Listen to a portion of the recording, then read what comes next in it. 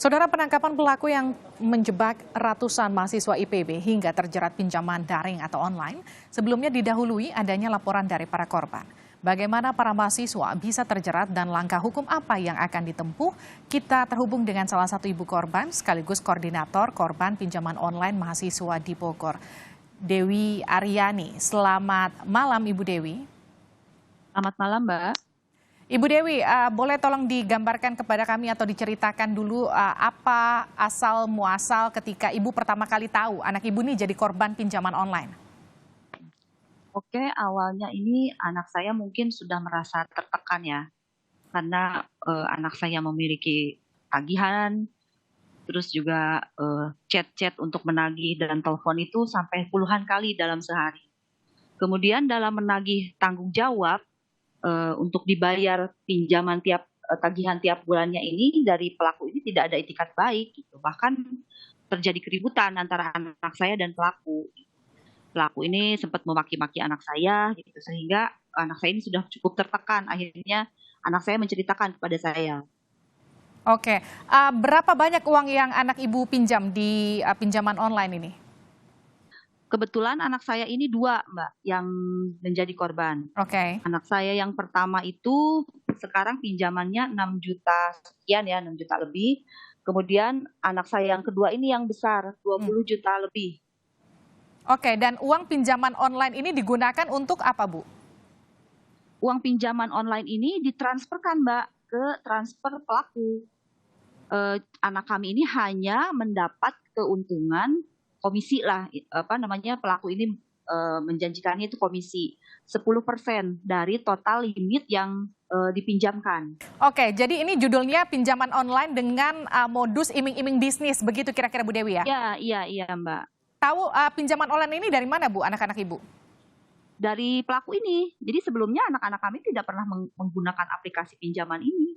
Jadi memang dari awal pelaku ini yang mengarahkan bahwa pembayarannya ini memakai pinjaman online. Oke, profit yang dijanjikan pelaku apa, Bu? Hanya itu saja, hanya 10% kalau misalnya terjadi transaksi di tokonya pelaku ini. Nah, total dari transaksi ini 10%-nya itu menjadi keuntungan gitu, yang diberikan kepada korban ini. Oke, cara anak Ibu mengenal pelaku dari mana, Bu? Tahu ada pinjaman online berkedok bisnis ini, Bu? Dikenalkan dari teman, jadi dari teman ke teman gitu, kebanyakan begitu. Jadi temannya mengenalkan ke temannya, jadi korban, begitu saja Mbak polanya. Oke, kalau cicilannya berapa Bu yang harus anak-anak Ibu bayarkan tiap bulan? Cicilannya cukup besar ya, karena itu sekarang total tagihan untuk per hari ini tuh 20 juta sekian. Dari satu aplikasi pinjaman online legal ya. Oke, jadi ini aplikasi legal, Bu? Legal. Oke, tapi anak Ibu dari awal memang sama sekali tidak tahu bahwa ini adalah modus yang kemudian dilakukan pelaku untuk menjerat anak-anak Ibu? Tidak tahu, Mbak. Kan anak saya ini berpikir bahwa memang tadinya membantu saja gitu, membantu pelaku ini punya toko online baru gitu. Pelaku ini meminta untuk membantu dia menaikkan rating tokonya. Oke. Aja sih. Ini kan ada jumlahnya bervariasi, Bu. Ada anak Ibu yang satu 20 juta, yang satu 6 juta. Itu kenapa dia sampai tertarik menginvestasikan uang sebanyak itu? Apakah memang sebelumnya sempat ada profit yang diterima sampai kemudian adiknya diajak juga ikutan, atau memang mereka bareng-bareng ikutan? Ceritanya gimana, Bu? Awalnya adiknya dulu, Mbak. Ikut, karena awalnya yang dikenalkan oleh temannya ini adiknya. Terus juga kenapa gitu totalnya ini bertambah. Jadi begini, si pelaku ini menjerat seperti kalau misalnya awalnya nih mengajukan pinjaman. Nah, setelah 2 bulan ini, misalnya tenornya ini 3 bulan. Nah, di bulan kedua biasanya ada keterlambatan pembayaran. Jadi agak tersendat-sendat gitu ya. Nah, si pelaku ini meminta para korban ini untuk ini lagi ya gitu. Masukin lagi ya pinjamannya biar lancar pembayaran di bulan kemudian. Oke. Jadi kenapa jumlahnya ini kok tiap-tiap orang kok ada yang bervariasi dan banyak gitu. Jadi mungkin itu limitnya naik, ajukan lagi, limitnya naik, diminta ajukan lagi gitu. Jadi anak saya kenapa kok masih terus mau, karena tersendat ini, Mbak. Jadi mungkin anak-anak saya berpikir bahwa kalau misalnya tidak ikut lagi, tidak meminjam lagi, takut untuk tidak dibayar gitu. Karena tagihan-tagihan sebelumnya udah mulai tersendat. Oke. Ini dan polanya berputar terus begitu sampai pinjamannya sampai tidak bisa dibayar sama sekali, begitu ya, Bu? Ya, begitu benar, Mbak. Dan ini juga terjadi pada anak-anak lain. Ibu kan juga sebagai koordinator orang tua, betul ya, Bu? Ya, memang betul sama. Saya juga kan mungkin di grup juga sudah saya tanya beberapa anak gimana cerita mereka gitu kan, versinya berbeda nggak gitu. Kebetulan sama, hampir sama semua, dan korban-korban juga ada yang beberapa yang mengajukan pinjaman terus belum pernah dibayarkan sama sekali cicilannya. Ini kan sampai 300 lebih korban ya, Bu? Betul ya? Ya, betul, betul. Oke, ini sejak kapan, Bu, ada korban yang kemudian bercerita sebagai ibu, sebagai koordinator, mereka bercerita, oke, anak saya dari 2 tahun lalu atau dari tahun lalu, ini sejak kapan terjadi? Anak saya bercerita dari bulan Juli, Mbak. Oke, ini baru dipraktekkan dari Juli kemarin ya? Iya, dari bulan Juli. Mungkin karena sudah merasa tertekan, gitu, pinjaman dan menagih pun tidak ada hasil. Jadi memutuskan untuk bercerita kepada saya. Dan pelakunya satu orang ini, Bu, yang meng-hire 300 sekian korban? Iya, betul, Mbak. 300 orang ini ya pelakunya sama. Siapa dia, Bu, sampai bisa meyakinkan sebegitu banyak orang? Mungkin ini ya, tadinya anak-anak ini, pokoknya si pelaku ini pinter, Mbak. Pinter untuk mengajak anak-anak ini, mengobrol, pendekatan gitu ya, pendekatan sama anak-anak, meyakinkan bahwa beliau ini kerja di salah satu bank, kerja di aplikasi pinjaman yang diajukan itu kepada mereka gitu. Terus memiliki pokoknya cerita-cerita yang membuat anak-anak ini wah hebat nih gitu kan. Jadi tidak ragu untuk ikut bisnis gitu. Bu, ini kan banyak yang terjerat ini kan mahasiswa IPB ya. Kalau anak Ibu mahasiswa IPB juga? Kebetulan anak saya bukan. Anak saya salah satu mahasiswa salah satu kampus di Ada nggak cerita, Bu, dari anak Ibu, kenapa kemudian bisa banyak korban dari IPB? Apakah memang dia jaringannya ada di sana, atau memang dia betul-betul mengintai mahasiswa di sana untuk kemudian dijadikan korban? Modusnya apakah beda gitu, Bu? Ceritanya seperti apa, Bu? Memang sama semua, Mbak. Memang sama semua. Modusnya sama, terus juga mungkin targetnya juga anak-anak mahasiswa ini jadi nongkrong di coffee shop gitu. Bahkan ada barista yang kerja di coffee shop itu langsung on the spot gitu, diajak langsung sama pelakunya ini, akhirnya langsung mau. Oke.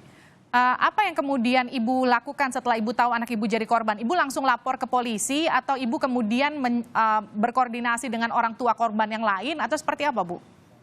Kebetulan pada waktu itu hanya saya yang tahu orang tua. Atau ada beberapa lah gitu orang tua yang tahu tapi menyerahkan kepada saya gimana proses selanjutnya. Kemudian saya berkonsultasi ke kepolisian, kebetulan waktu itu ke Polresta Bogor yang kami melaporkan di tempat yang sama. Kami konsultasi dulu bahwa saya meyakinkan dulu ini ada tindak pidana nggak yang bisa dituntut sama pelaku ini. Oke. Lalu kemudian, Bu? Lalu kemudian di tanggal 5 Oktober setelah saya diyakinkan oleh pihak kepolisian dan beberapa orang yang mengerti hukum lah gitu ya. Akhirnya di tanggal 5 Oktober kami melakukan laporan ke Polresta Bogor. Baik, setelah itu?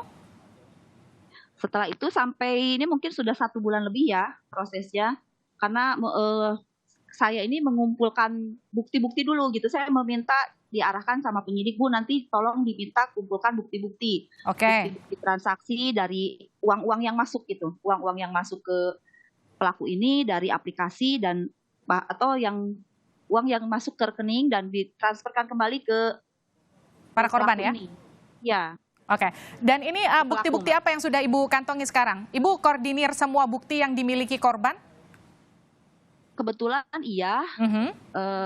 Dari rekening koran ada rekening yang masuk dari pinjaman online, kemudian ditransferkan lagi ke pelaku dan transaksi pembelanjaan di aplikasi. Karena kan uang yang itu kan ada metodenya ada 2, ada pinjaman dan ada pay letter. Jadi kalau yang pay letter itu mereka ini disuruh belanja dulu ke tokonya. Akhirnya kan keluar tuh nominal total belanjanya dan yang pinjaman ini langsung masuk ke rekening korban. kemudian ditransfer lagi ke rekening pelaku. Baik, Gitu. ini setelah kemudian ada 329, koreksi saya kalau salah ya Bu, 329 korban dengan nilai kerugian lebih dari 2 miliar rupiah. Kemudian langkah yang disarankan oleh pihak kepolisian terhadap lembaga pinjaman online itu seperti apa Bu? Karena kan kalau kita bicara soal bunga itu kan ngegulung terus ya Bu, tagihan Iya, terus memang. berjalan. Iya, untuk itu sih belum ada Mbak ya, hanya fokus kalau untuk saya pribadi, saya hanya fokus mengumpulkan bukti-bukti untuk nanti diajukan ke penyidik, dan kemudian untuk hari ini saja sudah ada korban lain yang ingin masuk ke grup WA yang saya kelola untuk sebagai korban, korban-korban ini. Sudah ada 6 orang per hari ini, tapi belum saya gabung karena saya untuk masuk ke grup itu syaratnya saya harus ada bukti-bukti dulu itu. Jadi Oke. untuk proses ke depannya saya ikut saja bagaimana arahan dari kepolisian. Ini sejauh ini sudah ada tersangka ya Bu? Sudah kebetulan Mbak, hari ini sudah ditetapkan tersangkanya. Tersangkanya ini adalah pelaku yang kemudian menghasut anak ibu untuk ikut pinjaman online tersebut. Iya, betul. Dia tidak ada komplotan lain Bu atau hanya sendiri? Saya belum tahu Mbak, soalnya kan ini saya pokoknya serahkan ke polisian sepenuhnya untuk menyidik dan mengungkap kasus ini seterang-terangnya, sejelas-jelasnya gitu. Saya hanya menunggu saja. Baik, kita nanti akan update seperti apa informasinya. Kita juga nanti akan cross-check ulang ke pihak kepolisian untuk mengupdate terus kasus ini. Terima kasih Ibu Dewi Aryani, orang tua dari salah satu korban pinjaman online yang ada di Bogor, Jawa Barat.